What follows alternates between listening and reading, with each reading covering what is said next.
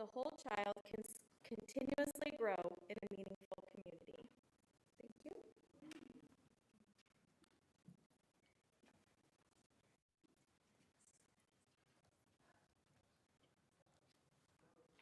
Good evening, afternoon, evening. Do you guys, can you see me? Okay. So, I don't know if I needed the stool here. So, the third grade team at Encanto believes that through relationships, we can foster these values in our future leaders. Building community. Seeking adventure in everyday life. Challenging oneself. Seeing beauty in the simplest things. Finding balance with work and play. Striving for progress, not perfection. Being kind and positive. And being authentic, being true to yourself, standing your ground. My name is Maria Garcia. I'm the third grade mentor, also the third grade dual language self-contained, no, I'm not the self-contained. I don't speak Spanish, only a little bit of English component. My partner, Diana Suarez, teaches the Spanish. Adriana Guillen is our self-contained. Our mainstreams are Danielle Wilhelmy, Allison Rollins, Nikki Nyakubi. Our resource teachers for third grade would be Elaine Miller and Julie German. Now, the fantastic last one right there, Miss Nancy Nilo, has been our saving grace. She is our ASU student teacher. Thank you so much.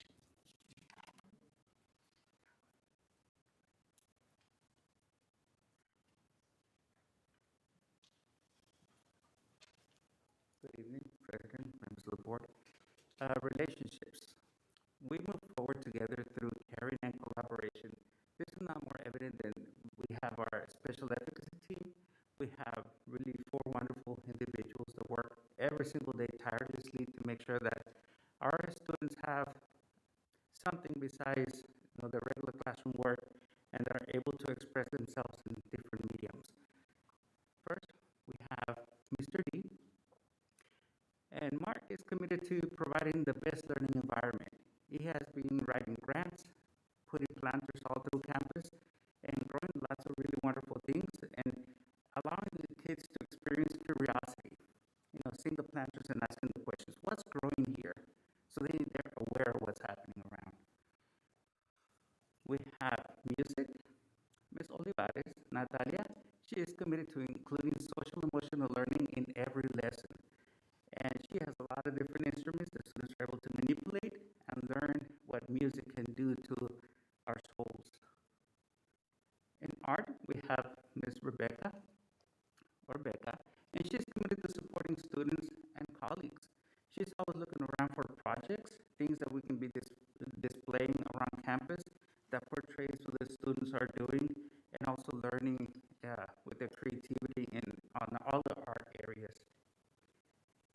Finally, we have Ms. Thorn Carla, and she is committed to providing staff and students the necessary tools to teach and learn. So not only is she a wonderful librarian, but she also gets to provide all students and staff with technology, everything that they need to take home when they need to stay at home, but also in the school. Whenever we have a substitute, we get a laptop for them, and she goes and sets them up. So every single individual in this picture has many hats, and they wear them wonderfully. They do such a great job. I'm really proud of them. This is a special advocacy team. Thank you. Oh, and I'm Luis Valencia. I'm the Behavior Intervention Specialist for Encanto School. Last but not least. And our MTSS is everyone all together. So our MTSS is we value equity and seek to provide every student with inclusive and engaging learning opportunities using resources matched to their needs. So we have our leadership drivers, our leadership team, our ILT, who identify and remove barriers and create collaborative and inclusive environments for students, staff, and community. We have our implementation drivers, which is all of us working together to create organizational systems to monitor and evaluate evidence-based practices, data, and ensuring that every student receives strong our competency drivers, which is really building teacher capacity through PD, coaching, modeling, and evaluation. And our foundation is social and emotional, and that's where our child assistance team, our CHATS team, comes in with Mr. Valencia and our behavior techs, as well as our social worker and psychologist, Amy and Christina. And we meet on a regular basis and talk about students that have been referred to us from teachers. We also have, for our academic, our intervention team, which is our special education teachers, Gail and Elaine, and our reading interventionists, Sarah and Sean. And we also, the behavioral, everyone supports both, but we can see that tier 1 is where that door is. Everyone receives tier 1, that's for everyone. Tier 2 is our targeted support, so that's some, and tier 3 is our intensive support, and that's few. Thank you. Thank you so much. So again, these are the people that make it happen, and I'm very grateful for their dedication to our school and their commitment to our vision. I'd like to transition really quickly to one of my favorite parts, is to presenting our points of pride. So we have a certified teacher, classified, and a community member / parent volunteer. So the first person I'd like to bring up is Amanda Rennie, who is one of our leads and mentors.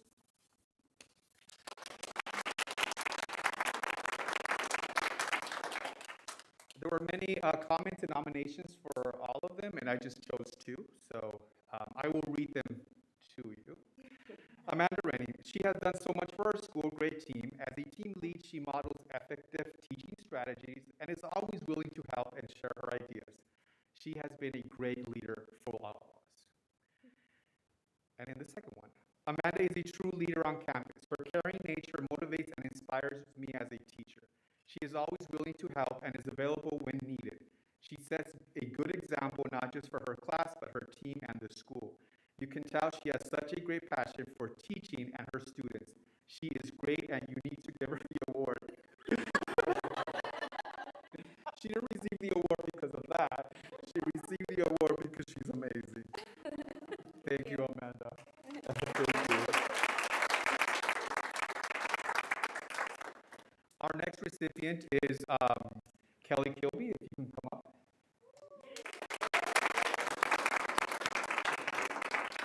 There were many nominations for Mr. Kilby. Mr. Kilby is one of our efficacious behavior techs.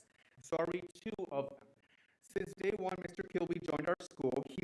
It was evident that we were very fortunate to have him as a part of our Encanto family. He is dedicated, supportive, and a great person all around. If you ever have the opportunity to talk to him, you will immediately notice his genuine spirit. He supports some of our students that present the most challenges, but always does it in a loving and with love and an open heart. Very true. And then there is always a multitude of students looking and asking for Mr. Kilby. They do, like, I try to go help somebody, like, are you okay? Do you need something? Like, no, I need to talk to Mr. Kilby. I'm like, okay, let's go find him. Mr. Kilby not only helps and supports students, but he always problem solves with teachers and parents through in-person and phone conversations. Mr. Kilby, you truly are a point of pride. Thank you.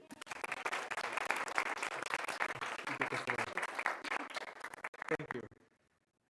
Yeah, they really do, and my feelings don't get hurt, but we find Mr. Kilby for students who are in their emotional states and need somebody else to talk to. Our next person is our community member parent. So, Veronica, if you are here, come on up. Again, there were many nominations for Veronica, and I'm going to read 2 of them. During this pandemic, she has stepped up for our community and took on a substitute role for our campus. She has helped out many classrooms during this time and has made an impact on students' life and daily routine. Somebody else had mentioned, even before the pandemic, Ms. Blanco was a staple figure in our classrooms, helping out whenever she was needed as a parent volunteer. Her positive attitude and outlook make it a pleasure to be around her. If you ever do talk to Veronica, she's there for you. She's like, what do you need? I'm here. How can I help? So it's really a pleasure to award you with this point of pride certificate. Thank you.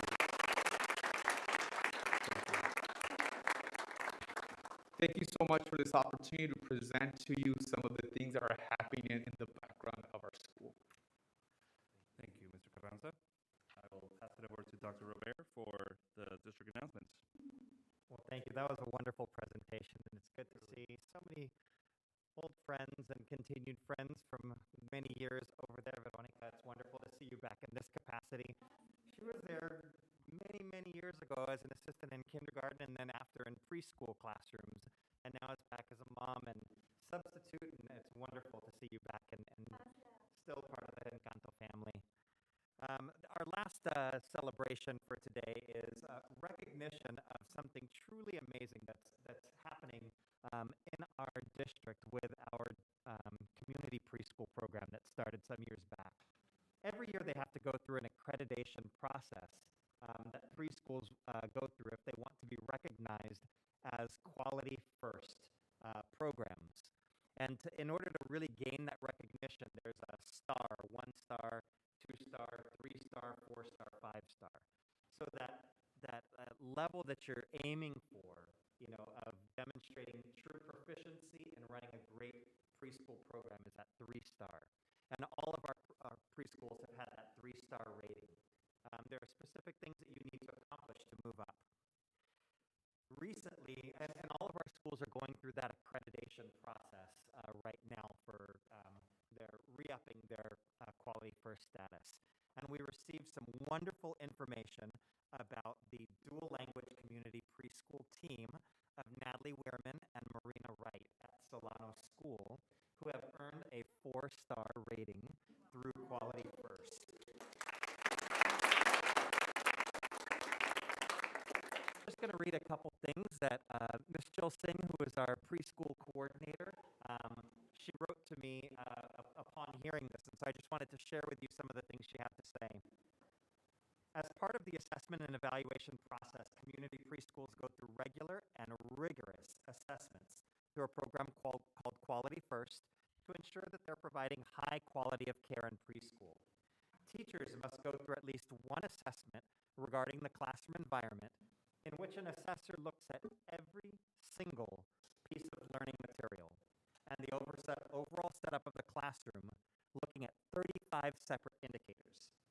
If the classroom scores an average of 3 or above, they qualify for the second entitlement called the class, which assesses the classroom conversations, climate, and interactions between teachers and students. Many classrooms do not qualify for class assessment, and the highest score you can achieve overall, a score of 5, is super difficult to obtain. We're happy to share that Natalie and Marina received an overall score of 4 out of 5. This means they're considered a Quality Plus program in regards to their assessment. This rating becomes public to all families searching for preschools. It earns them additional classroom supports through Quality First coaching. It's a significant accomplishment and further proves how a high-quality preschool program puts children on the path for future school success.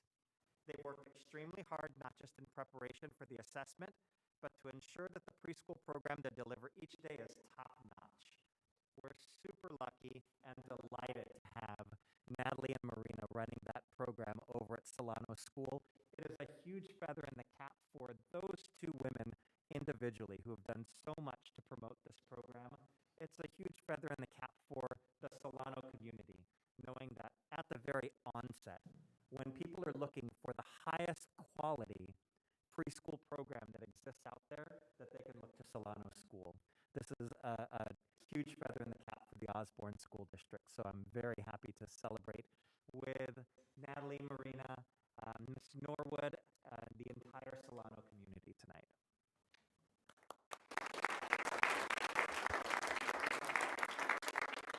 That's it for district celebrations for the evening.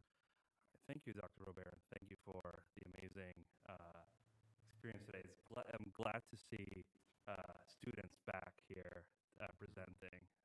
That was really nice. I think Hazel might have been the first student that we've had in a while. She is the first student we've had back in quite a while. So thank you very much, Hazel. So we will take a short recess. Are we gonna take pictures or anything? Yeah, so for the Point of Pride recipients, we want to get pictures of you.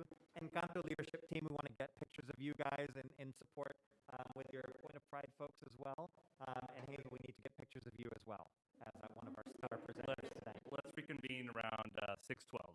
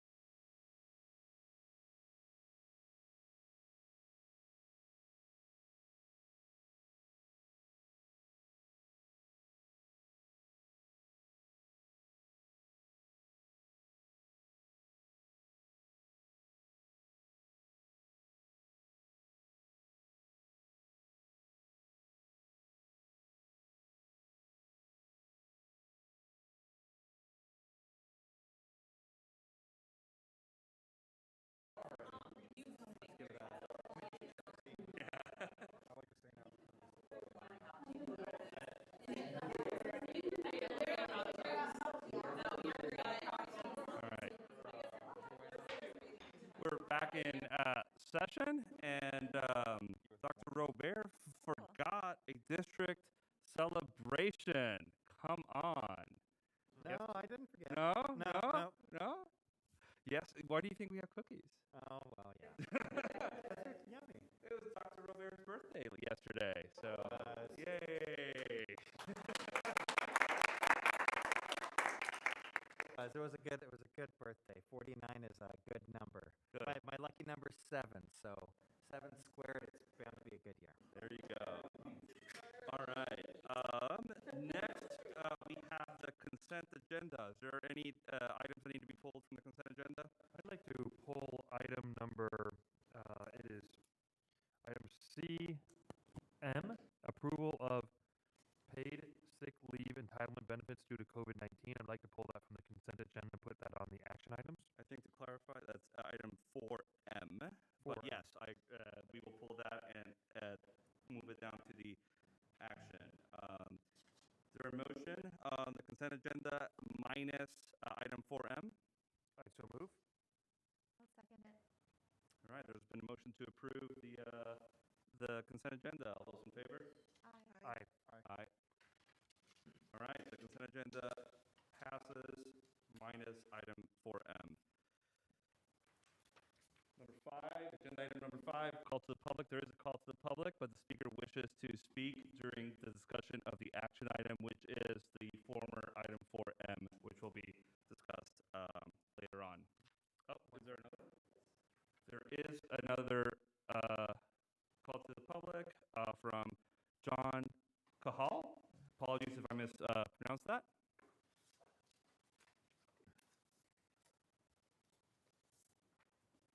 Good evening, Board.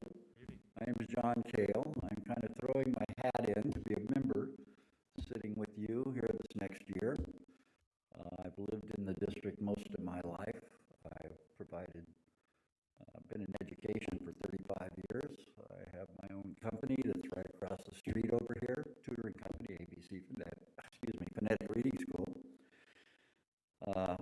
Since the pandemic, of course, we've kind of closed offices. We've contracted with different school districts and state departments of education in 5 southwestern states, providing under No Child Left Behind services for 14 years, and then with the state, been on the state task force overseeing No Child Left Behind, which turned into kind of, as many of you know, ended in 2012 here in Arizona. So, I've been an administrator. I've overseen, we had 300 teachers on our staff at one time. Now I'm retired and I'm looking to continue providing services in my community. I was telling Michael that I coached over here for 22 years. I have 4 children come through Osborne Middle School, in Cano, and Clarendon. And I'd be happy to serve the families and the students in this community as I'm in retirement. So I just wanted to come introduce myself to you. Thank you very much. Thank you very much. Anything else? That's it for call to the public. All right. Don't have any board presentations. Item 7, administrative reports.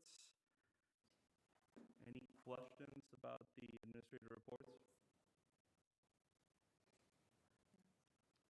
Seeing none, we'll move on to item 8. We'll take the approval of paid sick leave item first. Before we begin discussion, can we hear from Ms. Storm Girl? Hello, good evening, Dr. Robert, President Flamond, and members of the board. My name is Storm Gerlach. I am one of the co-presidents of Osborne Education Association. Tonight, OEA leadership would like to address the proposed reduction of paid COVID-19 sick leave benefits from 80 hours down to 40 hours. Through conversations with members and staff, we have heard several concerns with lowering the number of paid days for COVID-19 sick leave. Some staff have expressed concerns in only having 5 days of COVID-19 leave based on their own experiences with COVID-19 and the experience of their colleagues. Some staff members were symptomatic and unwell for more than 5 days and worried that employees would return to work while still unwell out of fear that they would not have paid leave. New staff or staff returning from a leave of absence or FMLA for possibly parental leave may not have a large accrual of sick days or annual leave days to use. There are concerns that if they did need to be out for more than 5 days, that they would have those days unpaid. New staff or staff return, let me go to the next one. We do have a question about the duration of these benefits and if the leave is meant to be cumulative for the remainder of the year. It is possible to test positive for COVID more than once, and at each positive test would need to isolate for 5 days at a time. With the current spread of COVID-19 and the amount of staff members who have been testing positive, we're unsure why the decision is being made now to reduce the days. We have provided Dr. Robert and members of the board with some survey data through email of OEA members and staff to help consider as part of their decision-making process.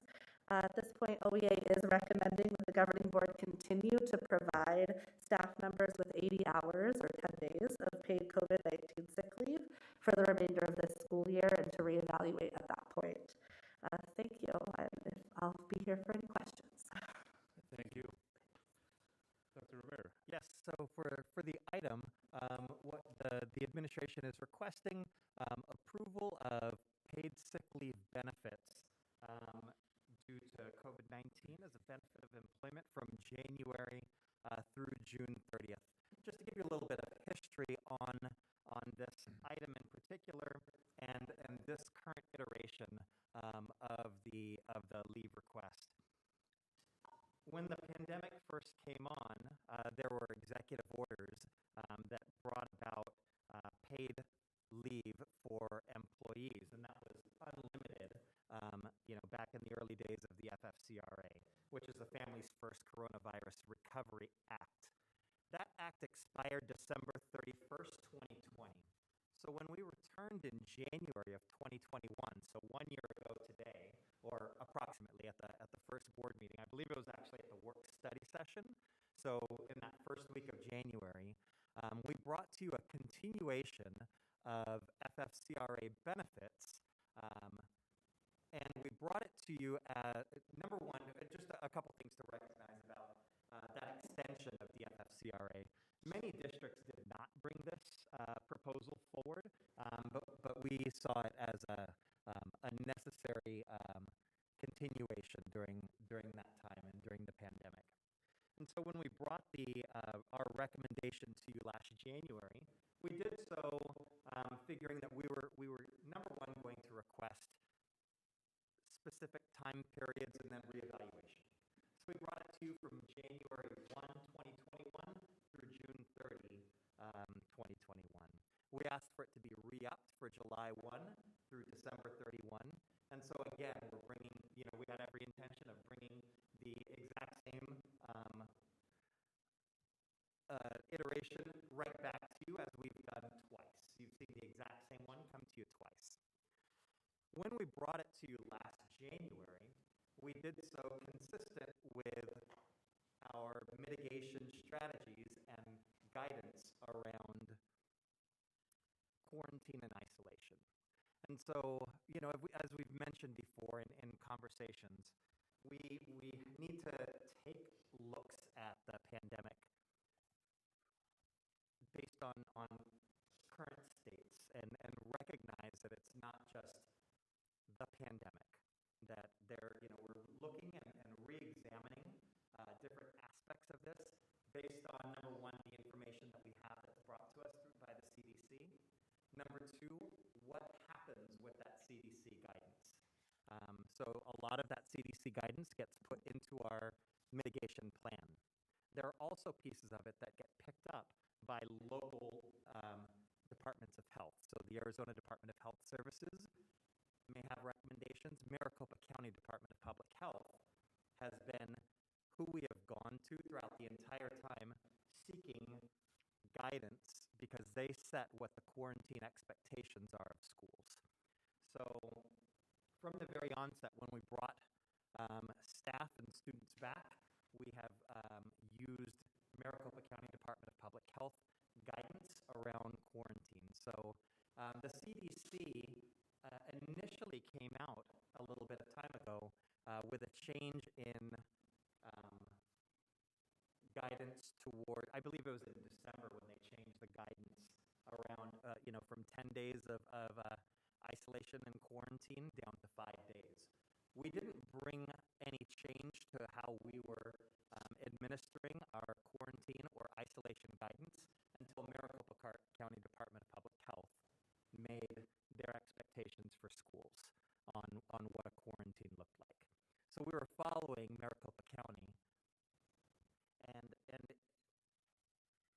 the same way, this entitlement benefit followed that quarantine and isolation guidance. So we were giving 80 hours of leave from the beginning of last year when we had a 10-day quarantine and isolation expectation. That has changed. Maricopa County Department of Public Health has given the recommendation for a 5-day quarantine or isolation period, followed by quarantine being able to happen on site with mask wearing. So it's 5 days of isolation and 5 days of mask wearing in the school setting, which we've always had. So we're bringing this policy forward to mirror, as we've done all along, what the expectations for quarantine are. We're giving this benefit for sick leave as an extension of, or as a match to our mitigation strategy. So coming forward and asking for 80 hours of paid sick leave with a 40-hour quarantine isn't a match there. So that's why there's a, this is not part of Osborne's fringe benefits package. This is an extension of coronavirus relief aid that's being granted, and this is an alignment of the paid sick leave entitlement benefit to match our mitigation strategies. So our recommendation is for a continuation of this paid sick leave benefit to match our mitigation strategies that we've had in line. Currently, now that guidance is at the 40 hours. To give you an idea of what is available to staff members, they have 3 different ways of accessing leave now. One of the big reasons for putting this leave in place is so that staff to quarantine for COVID don't have to reach into their annual leave. So we do have this 40 hours that we're recommending of COVID leave that covers the guidance and expectation for quarantine or isolation. Additionally, beginning in 2017, the district introduced sick leave. Prior to that, prior to July 1, 2017, if you were out sick, you used your annual leave. So we give 12 days of annual leave to all employees at the beginning of the year. They accrue that throughout the year. For staff members that return their contracts early, we've also offered as a benefit, this board has approved over years, an additional 2 days of annual leave. But that annual leave is what people use for regular illness. It's what people dip into if they're going out on maternity leave. Bereavement leaves, all types of leaves come out of that annual leave. Recognizing that there are things separate from that, we offer 40 hours of sick leave a year. This is separate from the COVID sick leave. There's 40 hours of sick leave, and that 40 hours can roll, any unused hours can roll over into a year to a maximum of 80 hours. So before, with the policy that we're recommending, or not policy, but with what we're asking of the governing board for approval of this 40 hours of paid sick leave, it's possible that employees can have up to 120 hours. So 40 hours here, possibly up to, if they're in their second year, at least 80 hours of sick leave before they even have to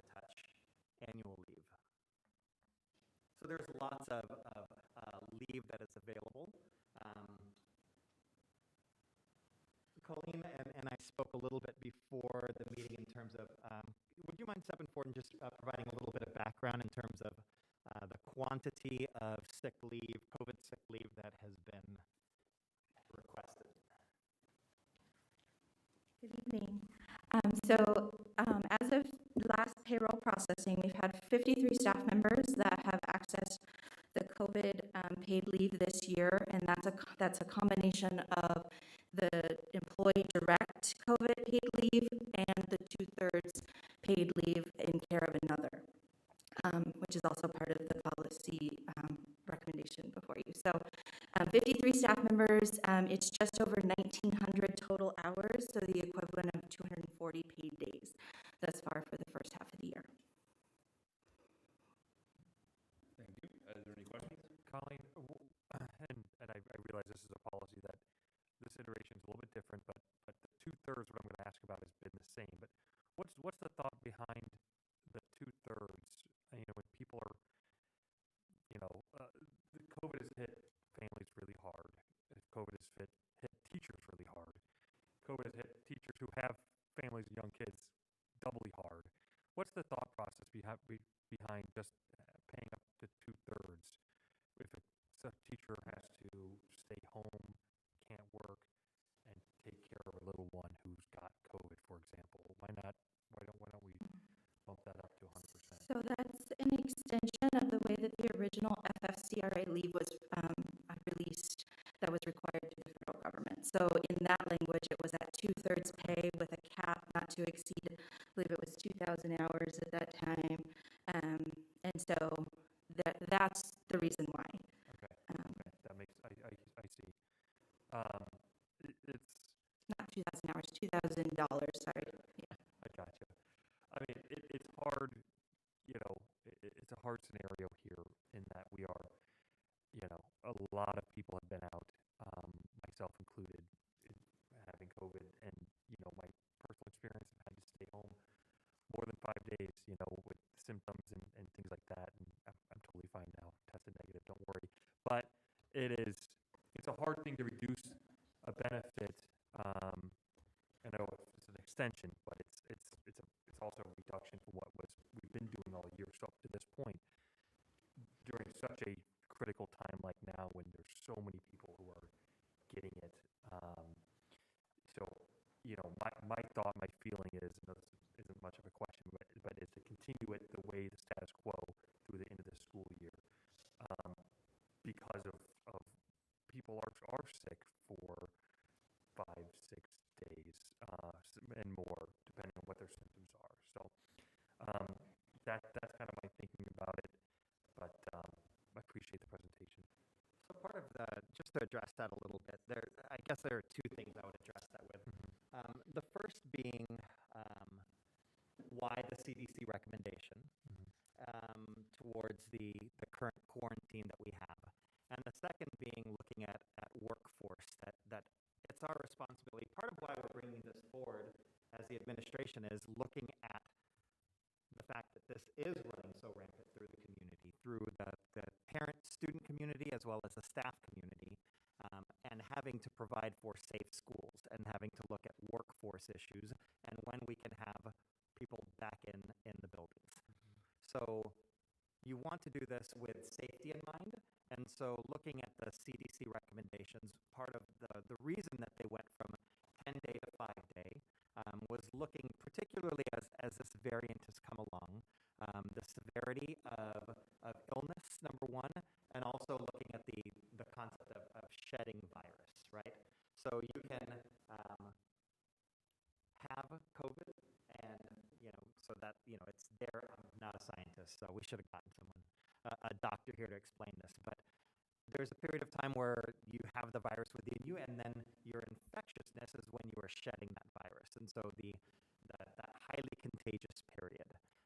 And they've looked at that shed period being basically 1 to 2 days before onset and 2 to 3 days from when symptoms come on. Now, do people not feel well enough to come back to work after 5 days? We've seen that. In the same way we've seen people with COVID, pre-vaccination,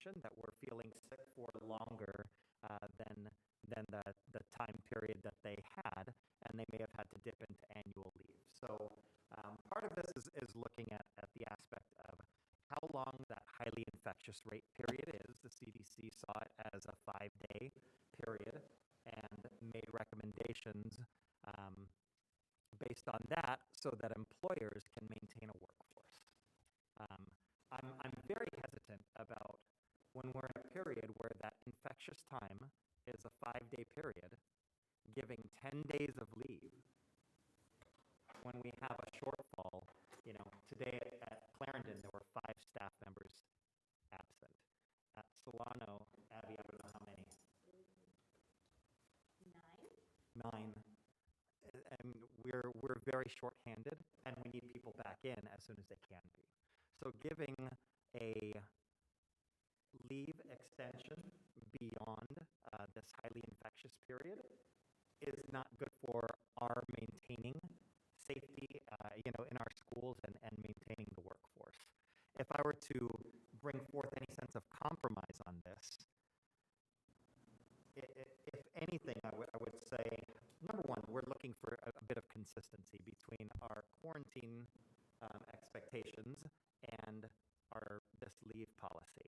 If someone were going to extend beyond the 5 days, I would hope that there would be a doctor's note or something being brought in at that point. But I think setting the expectation for that return to work, we have to set an expectation for when that return to work is, not just that you get a 10-day period.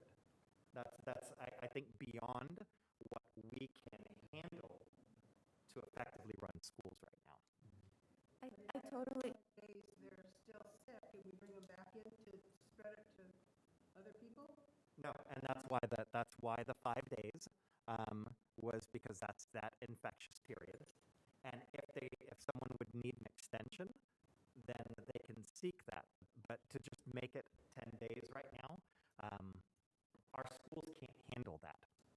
I totally agree with everything you're saying, but given the climate that we're under, and I'm not a health expert either, and no one here is, I would say that something that teachers want, I'm not a teacher, but I'm the father of my children as an educator, is to be supported by their district. And I think that this comes with, continuing the 10 days. I don't think any teacher wants to take advantage and be away from their students more than they should. They're already overwhelmed with the amount of work that they have to do.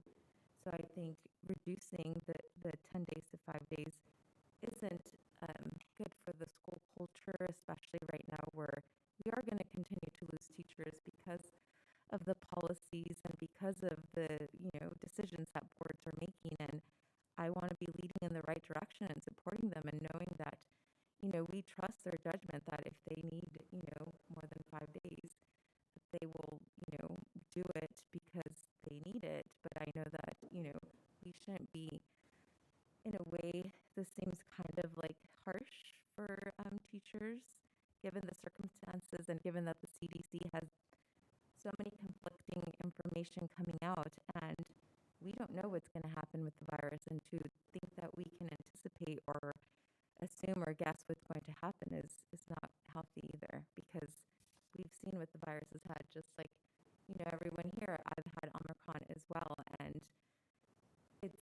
we don't know and I don't know if I'm going to get it again, so that's the reality, and we don't know if our teachers are going to get it again either. And this is coming from the teacher perspective, and that's also coming from listening to everyone. This is kind of a damned if you do, damned if you don't situation. We can back to teachers, and if they get sick, they get sick. That happens. I mean, as a joke, I've, running 2-year champ, not catching it so far, luckily. But in my school, January 14th, at Arcadia, we had 16 teachers out, 11 unfilled. So it's more of, I understand the need that we need to run our schools effectively, but at the same time, it's how effective are we going to be if we have teachers, they have another leave, they may run out of leave, they're not there, and they're not well. They're not going to be teaching at the top of their game. So it's kind of right now, it's a weird place we're in. And we also have to consider the fact that even this morning I was reading from CDC and other people that there's Omicron, we're facing right now is Omicron BA.1. There's Omicron BA.2, which has shown that it is able to jump from animal to person. So we have to take that into consideration. Maybe there's another surge coming away because of that. Who knows what's going to happen? I think right now a holding pattern of 10 days is what I feel safest with. But if there's a way to compromise, I believe that is maybe a path we should take. Well, I'm going to strongly recommend that compromise. I hear don't. What I didn't quite catch what the compromise Well, is. yeah.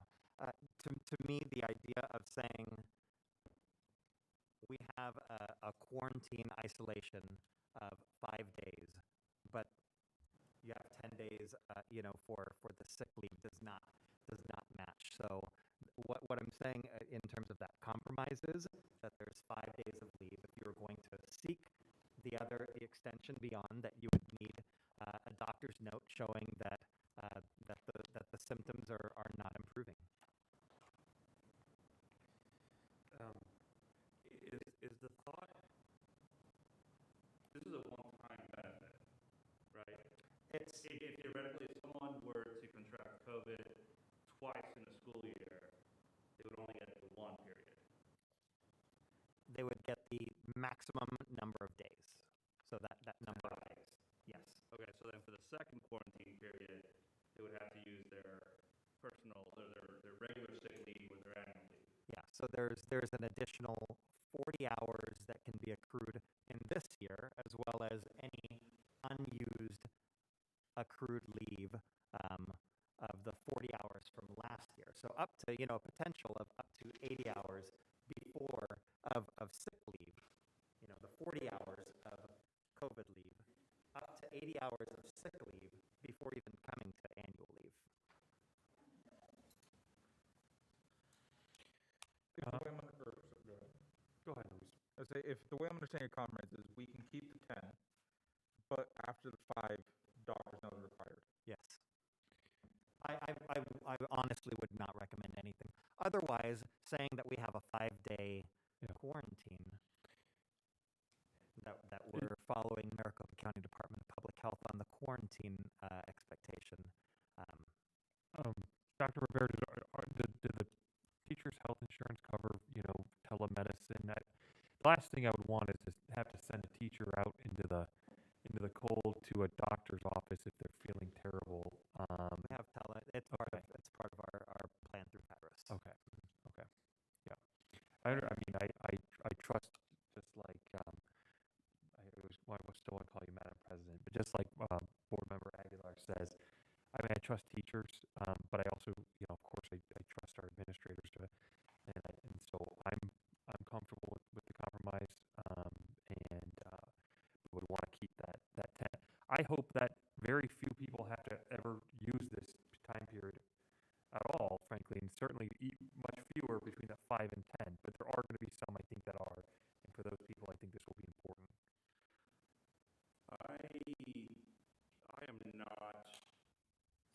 I'm not warming up to the idea of requiring a note for symptoms. I think that's a burden that we're adding to folks. That makes me,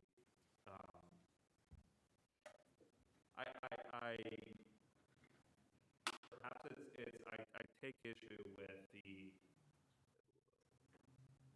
the implication of people taking advantage of their leave, that has been articulated today. And we have asked the staff to trust us as leaders for 2 years on managing COVID. And I'm inclined to show a little bit of trust to the staff about how they use their leave. So I wonder if perhaps we might want to table this item for further reflection before deciding. I don't know if tabling is possible. This is something that I think is a benefit that needs to be extended.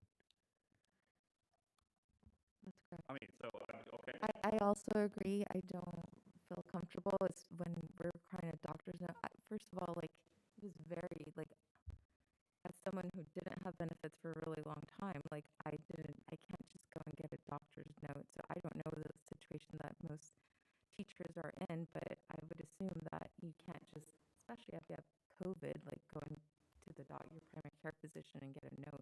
That's adding more stress to what they're already currently going through. So I don't feel comfortable asking them to bring a doctor's note. Well, I've got to say a couple things because there's an insinuation here of non-trust on my part or on the administration for bringing forth a benefit, and that's troubling. That would be implied. The request of a doctor's note is throughout our policies. Like this is what you do when you set policy, when you govern. You have to make certain things clear, even if it doesn't feel good or taste good going down. It's how you regulate operating a business, maintaining a workforce. So we have expectations of providing a doctor's note throughout our policies and multiple policies. That's not something new that's being made up out of mistrust of staff right now. It's trying to maintain a workforce to provide a safe environment and B, a continuation of learning. So, I think I've presented this. I can answer questions to it, but this is. I want you to recognize that what we're bringing forward is not a reduction. What we're bringing forward is a request for a continuation of sick leave and a sick leave that matches what we're currently doing for a quarantine and isolation period. I really need to state that clearly because I don't want, as the person that serves as the superintendent of the district that's bringing this forward, I don't want this to be mischaracterized as I'm bringing forth a cut in benefits to staff during a pandemic. What I'm bringing forward is a recommendation for approval of benefits that are expiring that match what we're doing in terms of quarantining and isolation.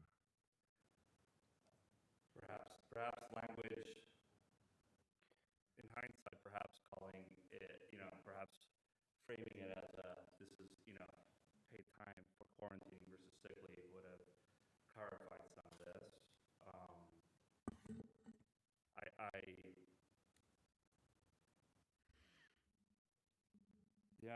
I don't know. Like I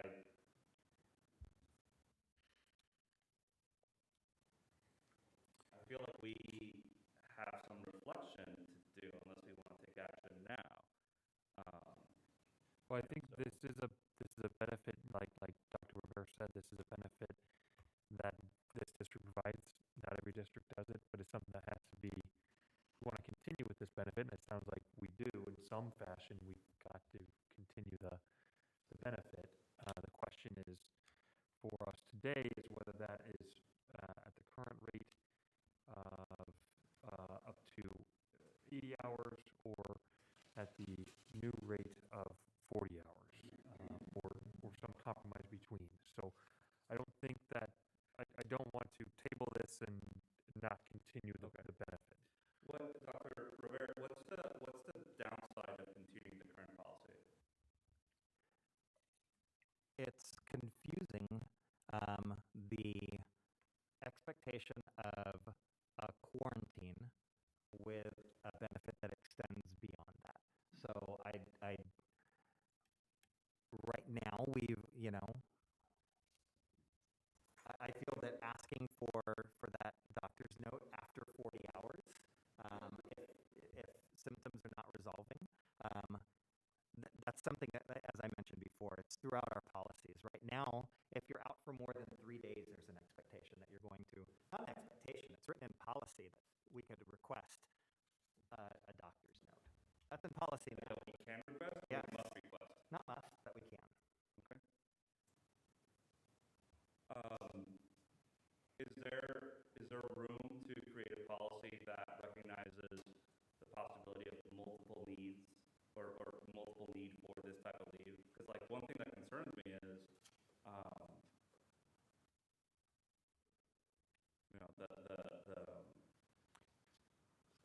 So we have, the funds that we're using for this come from ESSER funds, and that's not a well that you can keep going down once you hit that. So I know that this board has there are many ways that we value and honor staff. We have money set aside with an expectation of bringing forward to the board incentive pays for the upcoming school year. You know, those are ways that you value, you bring about retention of staff by valuing them and showing them. So what is the benefit of extending it beyond? It's that we have a limited pool of money to work with. And there are lots of things that we want to do. There are lots of benefits that we can offer. Mr. Herms, you brought up many times there about leave policy, about leave. Yes. And, you know, that's part of the overall, like, there are lots of things that we can do as a board to demonstrate concern and care for our staff. I feel for 22 months now, we've done an amazing job of that. And I want to continue doing that. And I want to free up quite a bit of our ESSER funds to be able to bring this policy or to bring this this benefit forward. I also want to maintain some of that money for being able to do lots of other things for staff as well. So the downside to it is, listen, we can do this at 80 hours, but at a certain point, I want to be able to speak to certain things and, you know, are there questions of the CDC? Yes, but I'm not an epidemiologist. We get this guidance. The Department of Public Health takes it. That's where the epidemiologists are. They give us guidance. We follow that guidance. And so I'm looking for a monetary package that follows that guidance. I want to be consistent in how we're delivering the message. And so we've delivered a message that we're following Maricopa County on this, on how we set forth the guidance. And here goes the benefit that backs that up. That's what this is. This is a continuation of a benefit that has a match to the governance of what it looks like on a daily basis. And if you need something beyond that, that's a conversation with human resources. And part of the way that conversation happens is you provide some documentation. I need to access some more of that money, you know, or some more of that leave. And it's there that can be done. But not set an expectation that we're going to go up to 10 days when we've got a 5-day isolation period. If we've got a teacher or a staff member who after 5 days is still sick, but they don't have any more annual leave and they can't afford their paycheck to go down, and they go back to class, and then come to find out 4 other teachers get sick because that one teacher's there because they're still. Well, that's why I just said that's a conversation. If they would need it extended, they could show some documentation that they need that continued, that we, you know, have the benefit there. But it's got to be, in my eyes, not that it has to be. You guys are the deciders on this. It should be. Here's this. Here's the match to it. Here's what the isolation quarantine guidance is. Here's the match of the benefit to that. Do you need something beyond that? Okay, we can extend beyond that.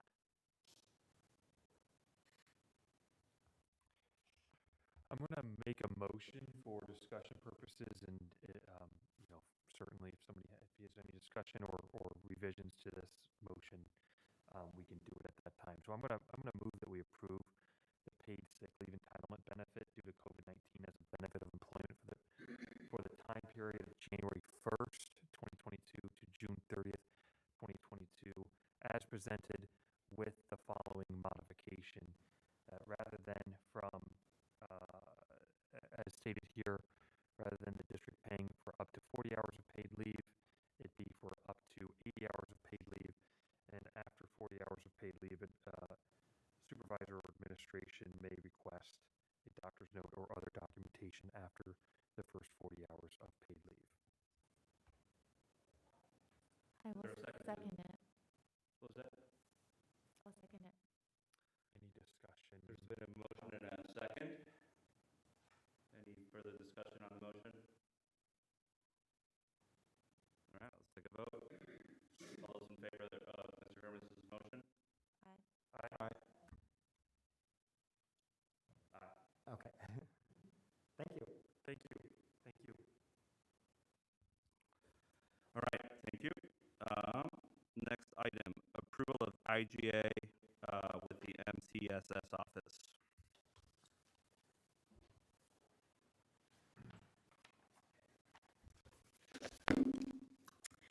is coming before you tonight. This is a new IGA with the Maricopa County Superintendent's Office. We recently transitioned our district's financial system, our hardware and software, to the Maricopa County Superintendent's Office EMC team.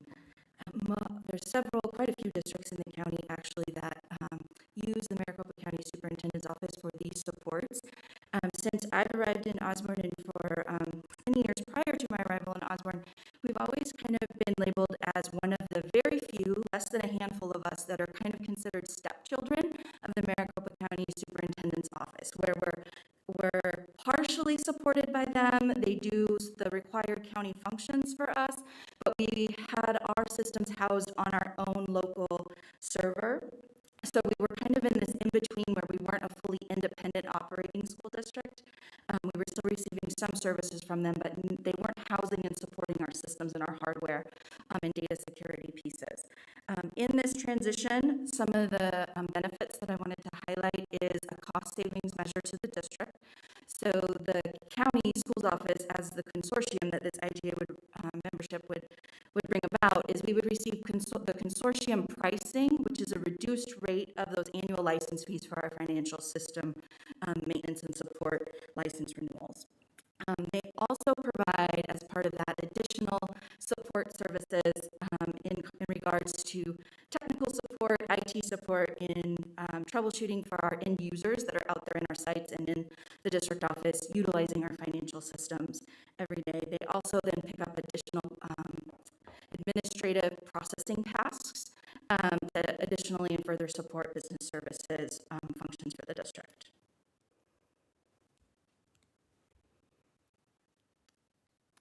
Any questions? No, I move that we approve the IGA with the MCSS Office for Financial System Support Consortium. I'll second. All right, motion's been made and seconded. All those in favor? Aye. Any opposed? All right, thank you. Next one is approval of 2021-2022 student activity events. This is a new item that hasn't come before the governing board before, which is why it's pulled out as a separate action item. In future years, this will be one of those annual housekeeping items that you'll see on the consent agenda during the summer.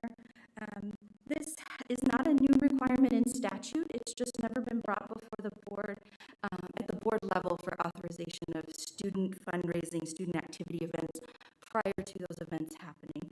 So in order to align to state statute, this is a summative list of the most common student activity events that traditionally happened throughout a school year across all of our campuses. We haven't had a lot of active student activity fundraising events yet this year.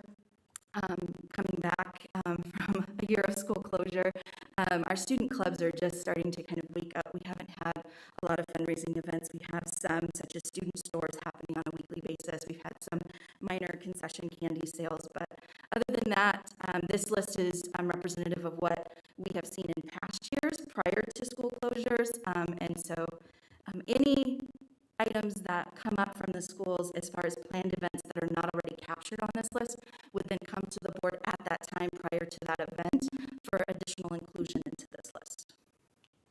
Okay. Any questions? I'm a big fan of Jump Rope for Heart, and I move that we approve the 2021-2022 student activity events. I second. Thank you. Motion's been made and seconded. All those in favor? Aye. Any opposed? Motion carries. All right. Approval of bond and override projects. So we're bringing forward another recommendation for the governing board to approve the use of the following co-op contract with CDW, which is a state co-op contract, and for the replacement, life cycle replacement of staff laptops. This represents replacement of 220 staff devices for just over $332,000, which will be funded from that third and final bond sale that the board authorized last spring. Wonderful. Was it bond or district, the DDA? This is coming from bond funds. The district DDA override budget is slated for curriculum and technology. There are some F&E technology F&E items in that, but the majority of that is hardware, is software, the non-tangible items, because those are excluded. They're not allowed from bond. Bond has to be those fixtures, those items with a minimum of a 3-year life cycle or more. So we're aligning F&E to bond dollars, and bond dollars have a shorter expiration time that they have to be expended within. So we're aligning F&E and bond, and then our software purchases through DAA. Okay. Makes sense. Always nice to get a laptop refresh. Those things don't last as long as they should. But I move that we approve the bonded override projects. Any second? I second. Thank you. Motion's been made and second. All those in favor? Aye. Any opposed? All right. And then lastly, out-of-state travel for the NIET National Conference in March. All right, good evening, Board President, board members. Dr. Robert, you snuck your birthday by us. We didn't know, so happy birthday, happy belated birthday. So I'm here to present an exciting and hopeful learning opportunity for many of the leaders, wonderful leaders that stand behind me. As you may or may not remember, about more than 10 years ago, our district, along with several school districts in Arizona, engaged in a wonderful grant opportunity that connected us with ASU as well as the National Institute for Excellence in Teaching. And in that time, our district, in our collaboration with this pretty rigorous grant, made some tremendous growth in terms of student learning, in terms of teacher capacity. And since the grant has expired, we've continued to carry on a lot of the wonderful structures and strategies that were in place through that grant. Back in the time of the grant, we sent giant teams to this conference and haven't been back in many, many years. So we're excited that this is a possibility for us. Obviously, we're watching to see if it actually happens. We're hopeful that we can turn the corner on this particular variant and perhaps get ourselves to this in-person event. You can see the different bullet points that I think, especially as we, again, hopefully turn the corner and really are able to focus again our efforts on accelerating learning. I'm hopeful that our leaders will walk away with some wonderful ideas and inspiration and collaboration with other leaders that have been on this journey with us for the last couple of years. So I'm here to present this request for out-of-state travel to Dallas, Texas. This is during our spring break, so our leaders will be giving up some wonderful rest time to engage in this learning opportunity. I do have one request for a quick change to make. In Carol Hayes's, for her spot, she is going to be sending one of her leadership team reps, Tyler Batcher. So should this item be approved, we'll want to make in the notes that switch will be made. And I will pause for questions. Nope, that's great that you guys have this opportunity. Fingers crossed. I'm glad to see just a re-engagement in this type of professional development, with colleagues around the country. I think the Osborne way is special, but it's always good to see what else is happening elsewhere and see what ideas can be brought in. So Agreed. Yes, and if we can also, if teachers can also take opportunities like these as well. Agreed. We actually have several teachers engaging in thinking maps training today. So we're virtual thinking maps training. So agreed. We're doing our best to maintain that those opportunities to build our capacity. All right. Any motions? I move that we approve the out-of-state travel to the NIET National Conference on March 10th through 11th in Dallas, Texas, for the folks listed here in agenda item number 8D. A second. Motion's been made and second. All those in favor? Aye. Aye. Any opposed? Thank you. Motion carries. Thank you. All right, that's it for the action items. Dr. Robert, I pass it back to you for our COVID update. Well, I think we talked a lot about COVID tonight, so I'm not going to be overly exhaustive in discussing that. In terms of vaccination drives upcoming, our website, as well as robocalls that have gone out, social media. I've had postings of vaccination drives all around us, from Phoenix Union High School District, some in Alhambra School District, some in Phoenix Elementary School District. Dr. Gross, I believe, had an event at, did it happen? It did happen, and the next one is on the 12th, so it's happened and it's happening again. Wonderful. So both events here within the district, and I want people to know about other places like Metro Tech High School throughout the month of January has had vaccinations. I brought my son to get boosted over there at Metro Tech. Every Saturday during the month of January, we'll be updating the website with all of our and surrounding districts' events in February. In terms of masking, there was messaging that went out about masking to the internally within the district, really speaking to quality of masks, which has become a topic of conversation. The most highly recommended masks are the N95, the KN95, like you see me wearing. Mariah's got what's called the KF94 mask. Those are the highest level of masks that are recommended. The blue surgical masks that you see Ms. Corbin wearing, Ms. Hayes wearing, and others that are here, again, also are high level of mask in terms of the filtration. One aspect of the surgical mask that isn't addressed as much as these masks. There's a wire up at the top of your blue mask, but sometimes there can be some space down on the side or underneath that the blue surgical masks don't necessarily cover as well as the N95, KN95, KF94, but they're still very good in terms of the filtration.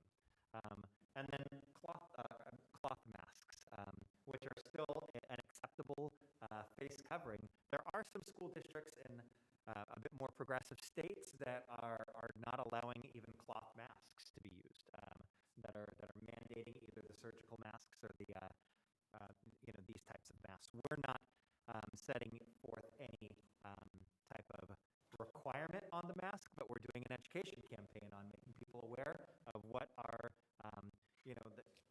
this variant may not be as strong in terms of the effects that people feel, but it certainly is highly, highly contagious. And so the more that we can do to protect ourselves, protect others, sharing ideas and thoughts around masking. We talked a lot about quarantines and isolation. Last bullet on here is about testing. A couple things to talk about with testing, and I'll make this relatively quick. There will be two. Why are you able to talk about? I don't have a confirmation.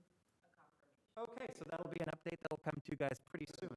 But you can talk about VIA. I'll let you do that. But let me just first talk a little bit about pool testing in general. We are continuing our pool testing on Tuesdays.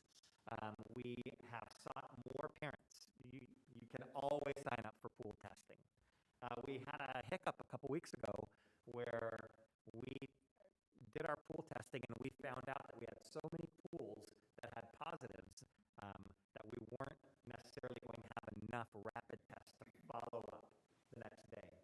Our friends at Phoenix Union High School District came through in a mighty way for us, getting us overnight about 250 rapid tests so that we could conduct all of our follow-up tests. Next week, we went dry in terms of using up everything in our supply. So we went last week without doing pool testing. We resumed with pool testing this morning, and we hope to get the results. Unfortunately, they're not coming in 24 hours because the labs are so backed up with testing. But we are going to have some more opportunity for staff testing besides pool testing.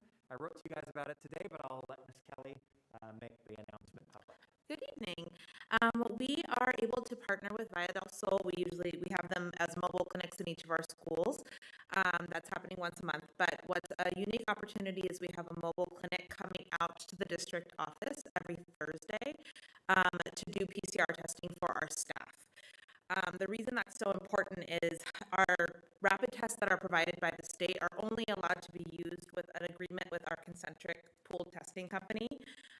And so the other days where someone's just not feeling well and they don't want to go home if they don't have to, but if they have COVID, they don't want to expose people, so they're in that rock and a hard place. And so we want to be able to provide an additional spot for people to test if they're not feeling well. Unfortunately, we can only do Thursday because there is a nursing shortage, but that does save teachers.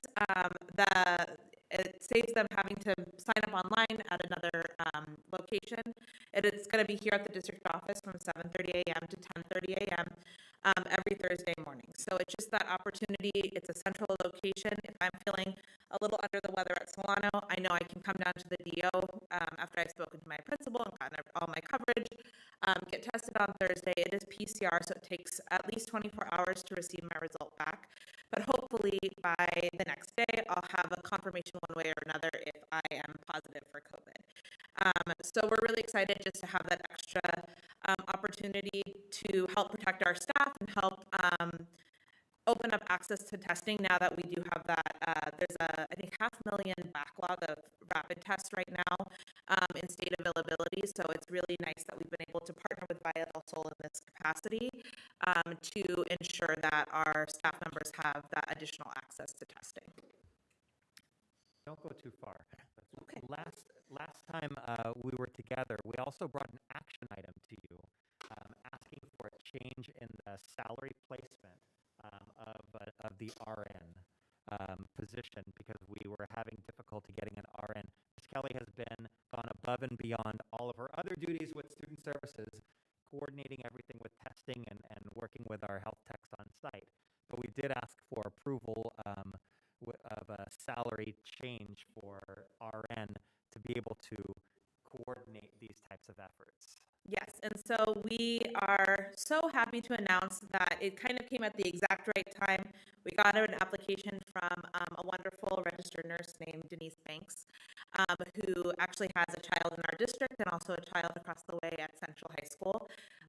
And she is just so excited to start in a week with our district, starting to coordinate efforts, but then also really excited about the different community events that we can start and services that we can provide to our Osborne family moving forward. So we're really excited to have a registered nurse on our staff to lead all of our health techs and make sure that we are as up to date in our protocols as possible. Thank you. And thank you, board members, for that approval that allowed for this quick work to happen. Any questions? Yes, Dr. Robert, first of all, thank you for everything you're doing. This is, it's been difficult, as I have to tell you, just from reports I get from my kindergartner, just a lot of people being out, a lot of kids and a lot of teachers. So I know this has been a very stressful time. So thank you for everybody in the room, principals, teachers. It has been have to be one of the most difficult semesters ever. So thank you guys all for doing everything you can for our kids, and we really appreciate it. We really appreciate keeping the schools open for our kids who are healthy enough to come to school. On the masks, I know maybe at the front office or other places, I assume we're giving out masks that we've probably purchased with ESSER funds. What kind of masks are those? Are we looking at buying more of the N95s? Could you talk a little bit more about the masks and making those what are called the good masks that you talked about available to the kids? Because kids misplace their mask or something rips or whatever. If we can have the good ones available for them to replace it with or send them all home. Could you talk a little bit about that? Yes, and so as mentioned before, we do not have a requirement on the type of mask, but just that they do have a mask that covers nose and mouth.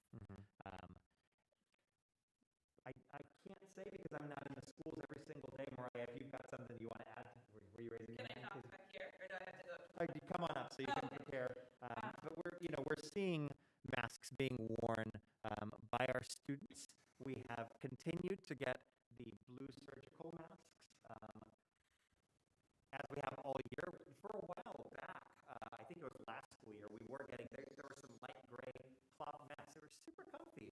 I loved them. They felt great on your face, but they also slipped a lot and didn't provide the best coverage, and we don't provide those anymore. We provide only the blue surgical masks. However, yeah, so the Arizona Department of Health actually put out a survey today for schools to order child size surgical masks. And so each of our health techs put in an order today. It's for a 2-week period, so we're going to see how many we use, and then we'll re-up the order after that. But that is a new effort that the Department of Health just sent out today, so that we should be getting those in the next couple weeks. Just hang out right here just in case. And another question, I was a little bit bummed to see that the pool testing had to get paused, and I got that notification. I appreciate the explanation on that. Do we expect any sort of, the kids are creatures of habit like we all are. They're used to that, Tuesday knows, or at least my daughter is. Are we expecting any other disruptions in the pool testing due to the shortage of testing or test kits? So that's going to be that email that I'm going to send you later. But we received some good news today, and I don't expect to have any more interruptions like that. Once we have total confirmation of everything, I can give you all the details behind it. But we have heard some good things about testing availability in kits and things like that. So. Wonderful. And that was not an easy decision to come to. But we're faced with not having. I mean, we knew we did not have the rapid test to be able to do it last week.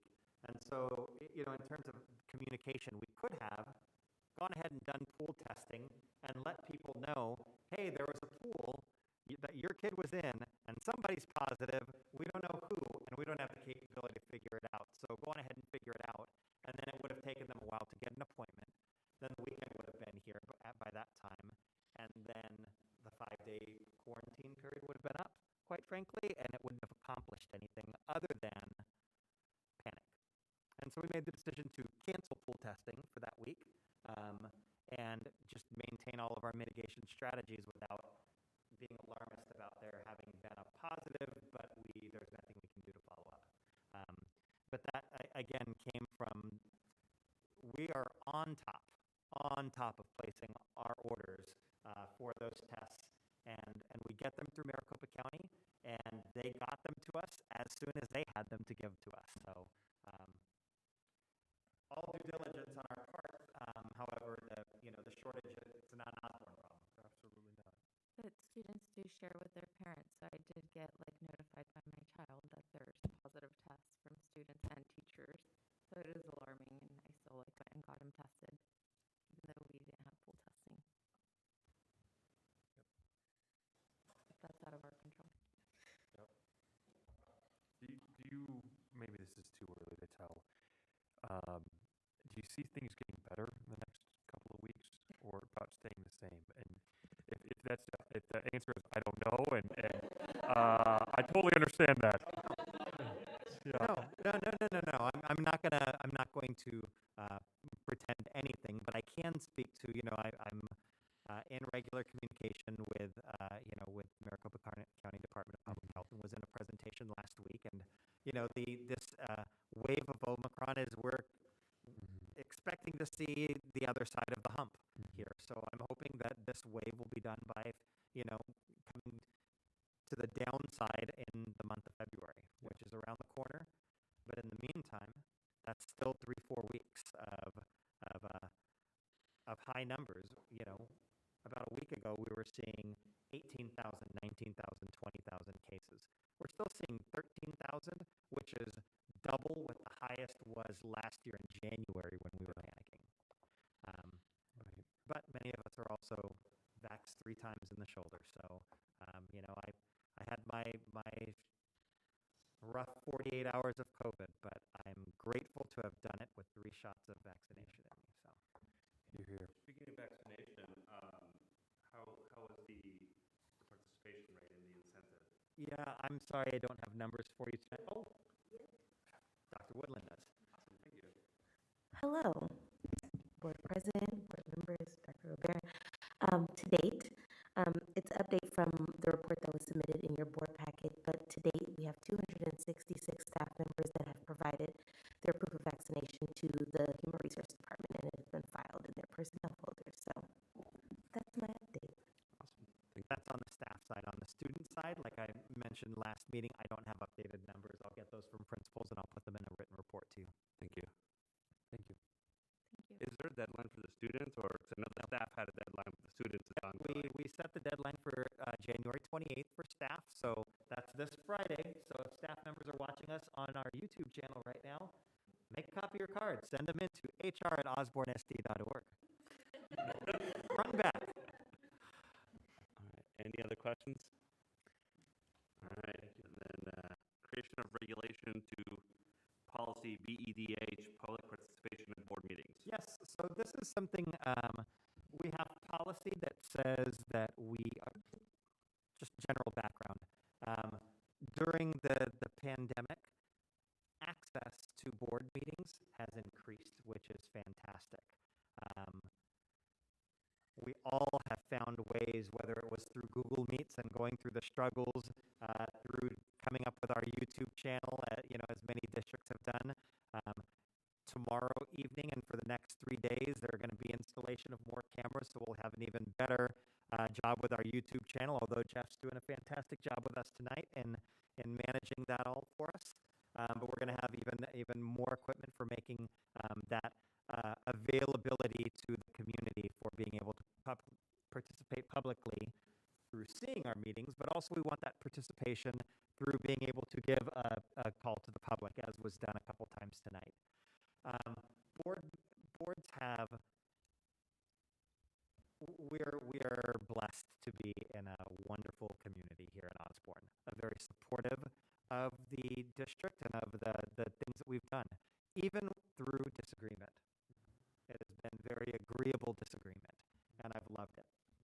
A lot of districts have been struggling with this call to the public and going on for hours and hours, and when it comes to setting limits around that public participation, like how many minutes someone can speak, people feel like there is, because this item is being brought up, that it's very item specific. And so I put this as a discussion item, not as an action item, as the opportunity for you as a board to look at policy BEDH, which is public participation at board meetings. That policy says that this board has the ability to limit, if you look at in the, hey, Jeff, can you scroll down a little bit to the policy itself? As we get down onto the next page, you can look at item B, or letter B there, that says the board president shall be responsible for recognizing speakers, maintaining order, and adhering to any time limit set. So if there are any stipulations that we want to set around how long during a meeting are we going to give to call to the public, how long would each speaker be allowed to speak, rather than it being, oh boy, we've got an item that's controversial, and then people feel like, they want this talked about, but not this talked about. Setting something, aside now, creating a regulation around this policy. So I'm bringing it as a discussion item if it's something that you want to explore at a future work study, and if it is, if you wanted to perhaps give me certain pieces that are of interest to you, that I can speak with district council on working together a regulation that could possibly be brought to this board. So I just wanted to open that up to you as board members. If you're interested in having some type of a regulation to this policy itself that might speak to certain aspects of call to the public, so that we can just be consistent, that we handle our call to the public the same every week, regardless of what's being discussed. And that what I don't want people saying is, because we're talking about masks tonight, you decided that we're only going to be able to speak for 3 minutes. That it's consistent. This is the time that we set up, any parameters if the board is interested in setting those.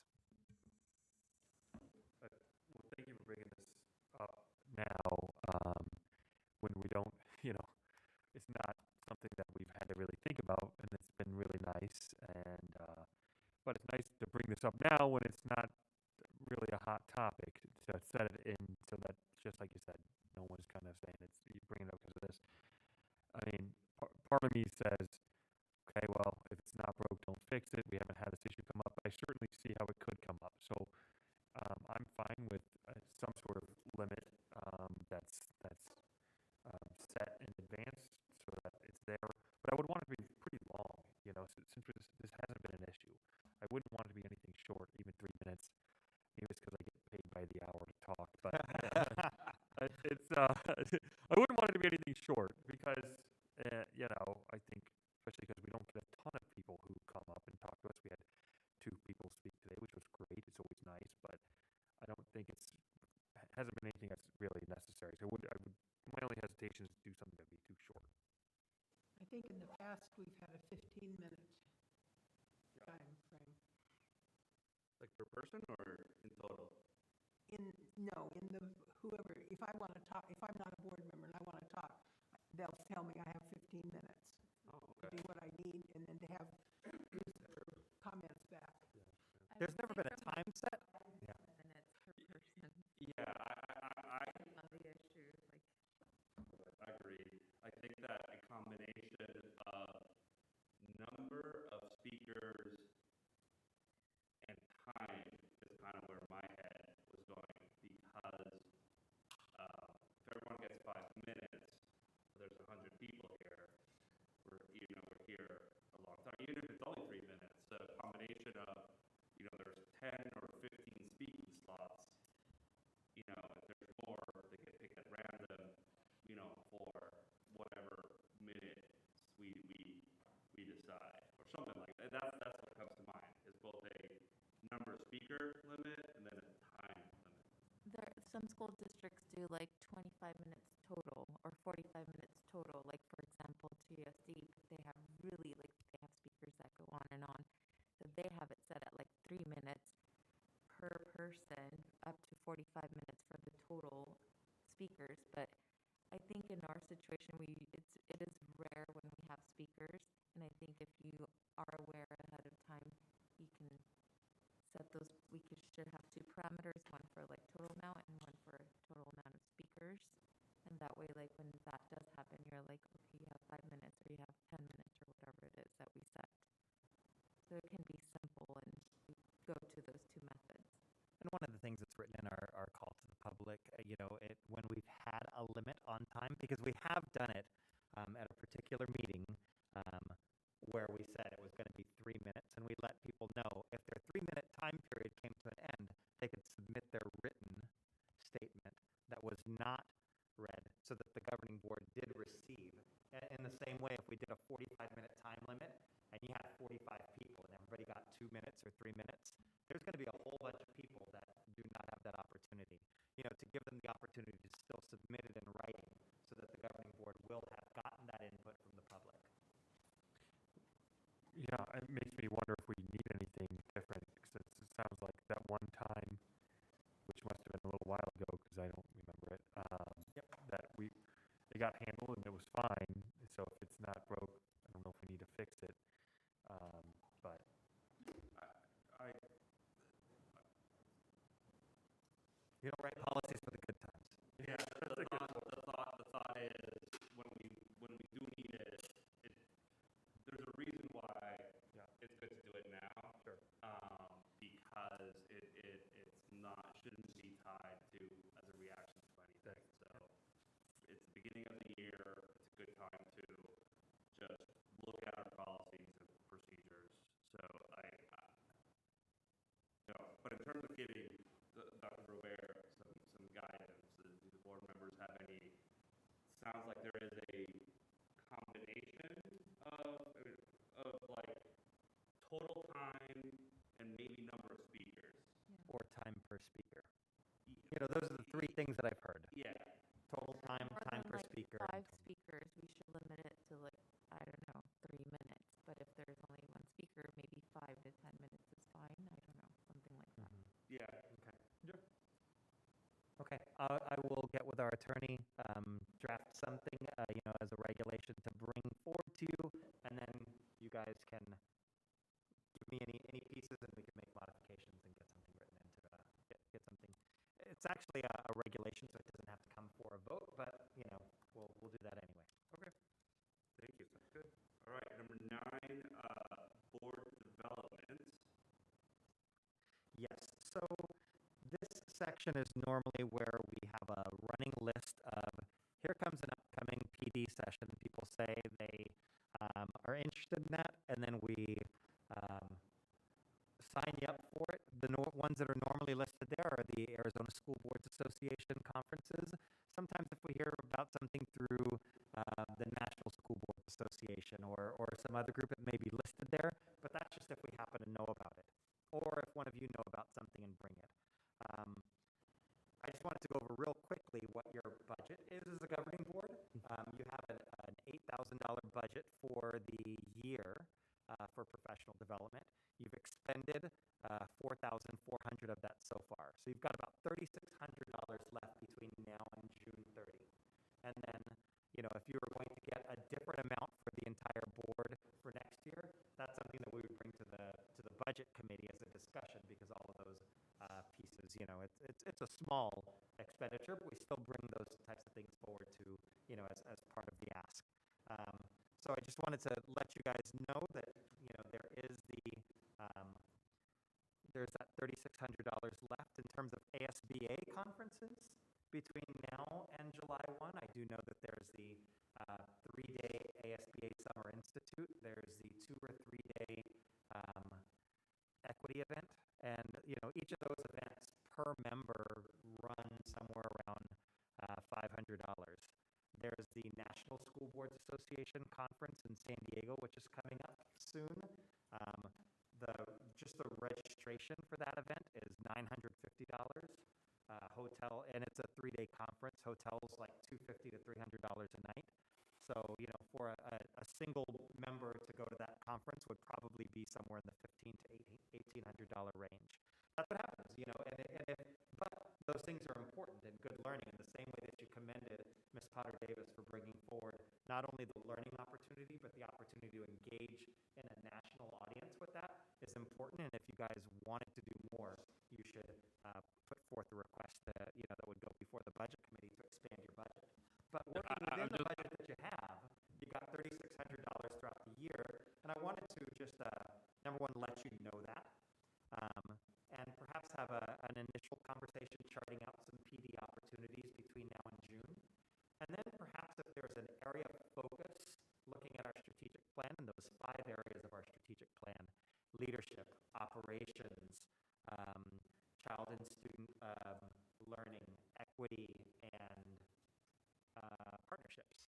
If there's an area that you wanted to focus on for us to do some learning here, whether it's watching a short video and having a conversation, doing some reading. Ms. Aguilar got us a book that we engaged in conversation through last year. So if there was an area of professional development that you wanted us to, between board president and myself, or myself with the admin team, to perhaps come with some recommendations of things for us to engage in study and conversation about, open for that. But it'd be nice to have a focus, and that was part of your goals, was looking at that focus for professional development and how you may want to proceed moving forward.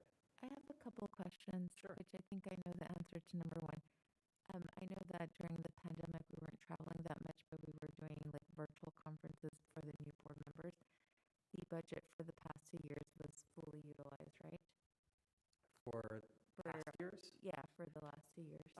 It may not have been, but anything that is an M&O expenditure doesn't roll over. It goes into the overall M&O budget. So, yes, it wasn't expended, but it was last year when you guys approved carryover dollars, any leftover money was in that overall carryover. So it didn't roll directly.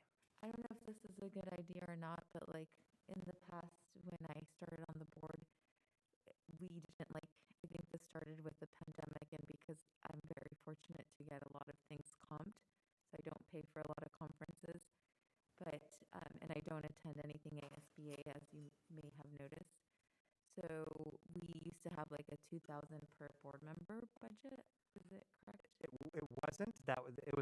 Originally it was a $10,000 budget, but it never was broken down into. It was discussed, but the board never wanted to do $2,000 per individual. Yeah. Part of the conversation around that was there's great value in the board going to professional development together. Types of conversations that you're able to have. So that's why a lot of the money for professional development for the board consisted of the board going to certain ASBA conferences together, being able to have that learning there, those conversations when you're there at the conference, bringing it back here and using that in your work, doing governing. But there's all kinds of approaches to that, because you may have a particular interest that you can bring all of that learning back and the whole board can learn from it. It's budget, and it's how you guys decide that you want to engage in your professional learning. I guess we would have to decide if we need to increase our budget because $8,000 doesn't, like, we already used most of our, like, budget. $900.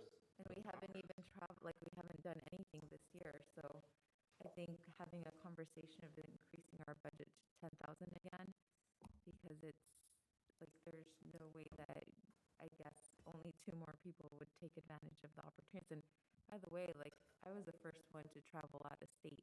Like, before me, no one would travel out of state. You guys were, like, the board members were only allowed to go to local Arizona conferences. And we shifted towards, like, yes, there should be individualized professional development. And that's when I started traveling out of state. But then the costs are a lot. So, like, sometimes I will ask people to sponsor me so we don't have to incur those costs. But, like, if I were to want to go to the National School Board Conference, which I do want to go to, like, that's, like, most of the budget right there. So if no one else could go, because that's most of the budget. Yeah, and I was asked to go to that one too. And I was gonna say, I wish more of us had gone to DC because I think going to those types of symposiums are important. DC was eye-opening and a little bit game-changing in my mind for what I understood with governing. So I think a conversation about opening, I personally feel maybe even over 10,000, only because listening to other people from Arizona there. I mean, Falls School District, they had it individualized, so I don't know how that went, but they had 5,000 a board member, per board member. Other school districts have similar things like that, so I think upping it, but trying to keep the focus on going as a group or as many people as possible who can go, so we can keep that focus together on whatever we're focusing on. So are there any particular areas of focus, either looking at the strategic plan or I mean, we discussed this in the, when you guys did your self-evaluation. And I put those 3 bullets up there as possible discussion for board development. But if this is something that you'd rather wait for a work study session, and that can just be what we engage in right from the start, we can do that. Just want you to be aware of what you have. Thank you. And one thing that I think would be helpful to consider as well as a board is, the opportunities to travel might be, the group might be few and far between, but, I'd be interested in exploring during these meetings some professional development as well. Just, just spending a few moments from the agenda to just briefly go over a topic or whatever, just to build awareness. We won't have time to go really deep, but just as a group to briefly discuss something, I think would be helpful to better understand each other and learn. I really enjoyed the thing we did with the book and reading the book. I think that's one of the first meetings I came, or maybe actually before I was a member. I really liked that. I would enjoy doing something like that again. It's just a nice little check-in. It's a little bit of homework, between meetings and things like that. I thought that was really nice. So just, and it's something that is very low cost as well, but I think at least I got a lot out of it. I mean, equity and conscious discipline is an area that I'm interested in learning even more about. So that's my feedback on that. I have a lot of books and recommendations. I have a book club too, if you guys can join it. I agree. So, like, I think because of our budget, we don't have a lot of funds. So, like, being creative with our money and maybe doing, like, something small amongst the board members and spending time with each other. Bringing people in. Yeah, and maybe the community doing stuff like that that's local and doesn't cost. But there is value, I will say. There is value to traveling and meeting other people from other states who are doing great work. And that's how you bring ideas to the board, and that's how we become innovative and we grow, because you can't just, we should spend time with our community and learning from them, but also there's value to traveling nationally because so many things are going on, and you can't really get that from just being here. But right now is we're not going to travel because of the pandemic and our budget. So Agreed. Doesn't not. I don't think it has to be all one or the other. Yeah. So, does that give you enough kind of guidance, or do you want to elaborate a little bit more? I've got. I'll bring some suggestions. Okay. Thank you. All right. That I think brings us to reflections. Reflections. So, when we go down the table. I like that we were able to, at least with tonight, there was a little bit of tension, but we resolved it nicely. It was a solid discussion where we just had to clarify things with each other and really sit down and talk about it, especially relating to the COVID leave. But I mean, it shows that we as a group, we function. We kind of all see the same end goal. That's just how we're getting there is different. So. I just to add to that, like I think words are very important. Sometimes, like the words that we choose can be, I guess, can be interpreted differently by different individuals. So, and I'm glad that this all worked out for the best interest of all. And then on a happier side, I love learning about Brain Smart, which is core agreement from the Miguel Race. Like most of that is based on that book. I love that book. That's amazing. And then Unite, which is in Lakesh, which is a Mayan poem. I love seeing that as well. And the fact that this is a poem that is cited by high school and college students in Max American Studies, like this, the level of engagement that these little kids are, learning at such a young age, it just makes me so happy to see that. And I love seeing our little kiddo present and her energy, and just having a kid in the boardroom is always very exciting, and this is why we're here for them. So thank you for that. I want to focus on Encanto School. Their presentation today was absolutely wonderful. And to see the different things that they're doing, it's not just I'm learning math, reading, and how to dance or something like that. It's so many things about how to become a good person and how to share what I know and how to get what they have and share it together. I thought that was just a fantastic presentation. I agree. The Brain Smart start, I just love it, and it's so nice to see that. And Mr. Kranz and all of your wonderful teachers and staff are just doing a fantastic job, and as is everyone. I mean, this has been a really tough time for everyone involved, but the Brain Smart part was cool. I can see what my little daughter is doing, and I got some cool points the other day when we were talking about teachers and people like that, and she mentioned Mr. Kranza, and I said, "Oh, I know Mr. Kranza," and she thought that was pretty cool. And I said, "Well, do you know what Mr. Kranza does?" And my little 5-year-old daughter says, "He makes people feel better."